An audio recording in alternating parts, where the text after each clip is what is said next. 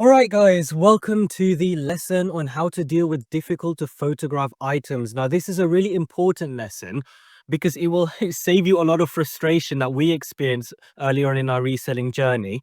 In the sense that if you've got a lot of difficult to photograph stock, you're not going to enjoy listing. It's going to be a headache. This will be dead stock that will sit around. You're not going to be able to sell it, not make any money. So yeah, it's a very important lesson. So make sure that you listen to our top tips, guys, and it will help you a lot in the long run. So there are a couple of different difficult to photograph items that we have found. Now we are focusing on clothing for this one in further courses or in our Discord. Hopefully you guys can help each other out about different categories. For example, difficult to photograph reflective surfaces on on phones, etc. Now we'll focus on two common challenges that you might experience with clothing. One is wrinkled items, and one is shiny or reflective surfaces. For example, wind cheaters or other types of items, track jackets, nylon, etc. So if we start with wrinkled items, so one solution is very easy. Iron the items before photography. Very simple. It does take a little bit of extra time, but it does pay off in dividends because the wrinkles itself create shadows. It looks very unprofessional. It looks dirty. People are not going to like it. Even if it's not dirty, it looks dirty. What we recommend is to use a steamer, actually. So use flat lay for these for neat presentation. You can also hang them as well, as mentioned in the last video.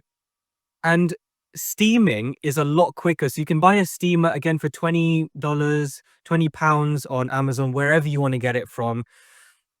And steaming quickly removes all of the wrinkles out. Hang it up, steam it, very quick, very efficient, energy efficient, water efficient, time efficient. It's great. So we recommend steaming rather than ironing.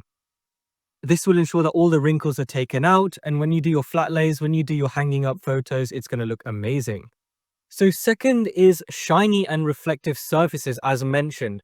So for this, you can't iron it because a lot of the time the heat may damage the item. You want to make sure that if it's more of a synthetic material, you don't want the heat to damage it, especially if you've got, 100°C iron. You don't want to ruin the item with it. That's a no-go, right? So for shiny and reflective surfaces, one solution that you can have is use soft balanced lighting. So for example, on an overcast day, that will soften out some of the more reflective surfaces and ensure that you don't have that harsh bounce back of light. So that's really important. Another thing is adjust your angles to reduce reflection. So if you want to photograph some of the items, instead of taking it above, maybe I can take it from the side, take it from this side, or maybe take an angle or take it like that. There's many different ways that you can take these photos to make sure that you adjust the angle to reduce any reflections, reduce any harsh shadows, things like that. So again, adaptability.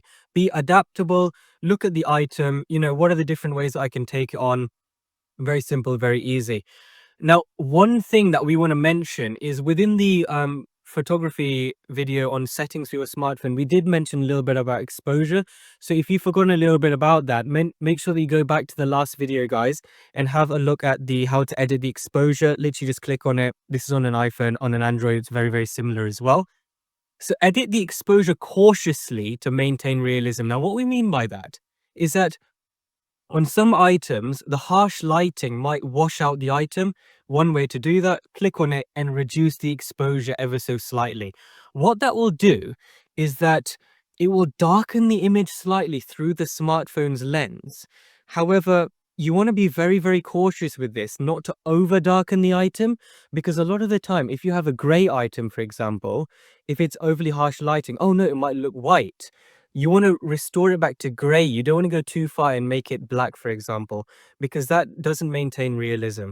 So hopefully that makes a little bit of sense. Play around with your phone, play around with the outdoor lighting, all of that good stuff. So some top photography tips. Background selection, make sure it contrasts with the item. Use neutral or dark backgrounds for shiny items, because what that will do, a little bit of science with that, is that the darker background will absorb the light, and the absorbing of the light on the background is better for the camera because it won't use the reflective shiny item as a conduit to reflect the light up, and also it just creates a very unrealistic image. So use neutral or dark backgrounds for shiny items. Test shots.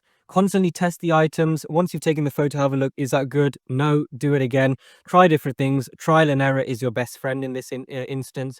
Again, adaptability. I will keep on mentioning this word, guys, and I know that you'll get it by the end of this course. Again, props and angles.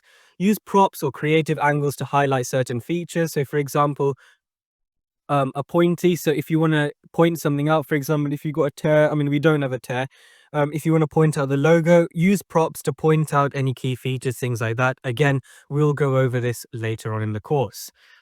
So the next lesson will be about measurements, and more particularly, why is it in the photography module? So if you want to learn more about measurements, we'll see you in the next lesson.